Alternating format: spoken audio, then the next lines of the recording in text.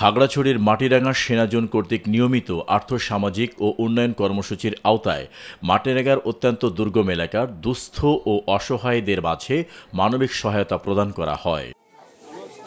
বুধবার বিকেলের দিকে গুইমারা বিজিয়নের 18 ফিল্ড রেজিমেন্ট আর্টিলারি মাটিরাঙ্গা জোনের আওতাধীন নারায়ণপাড়া তালকাতাল পাঠাগার ও নারায়ণপাড়া সরকারি প্রাথমিক বিদ্যালয়ের শিক্ষার্থীদের মাঝে ক্রীড়া সামগ্রী, স্কুল ব্যাগ, আবরারীপাড়া লক্ষ্মী মন্দিরের জন্য মাইক সেট এবং 2টি অসহায় পরিবারের ঘর মেরামতের জন্য ঢেউটিন প্রদান করেন মাটিরাঙ্গা জোন অধিনায়ক lieutenant colonel Mohammad Ibrahim Adham পিএসসিজি।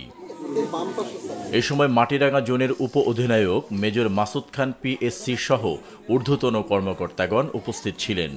Matiranga zone অধিনায়ক লেফটেন্যান্ট কর্নেল ইব্রাহিম আদহাম জানান, শান্তি, সম্প্রীতি ও উন্নয়নের ধারাবাহিকতায় বাংলাদেশ সেনাবাহিনী শুরু থেকে বিভিন্ন মানবেতর চাহিদা পরিপূরণের মাধ্যমে সাধারণ মানুষের পাশে আছে। প্রত্যন্ত অঞ্চলে বসবাসরত পাহাড়ি বাঙালি সকলের জন্য এই মানবিক সহায়তা কার্যক্রম ভবিষ্যতেও অব্যাহত থাকবে। মানবিক সহায়তা পেয়ে জোনের প্রতি কৃতজ্ঞতা প্রকাশ করে মাটিরাঙ্গা জোনের উত্তরোত্তর সাফল্য কামনা করেন এলাকার দুস্থ ও অসহায় পরিবারগুলো।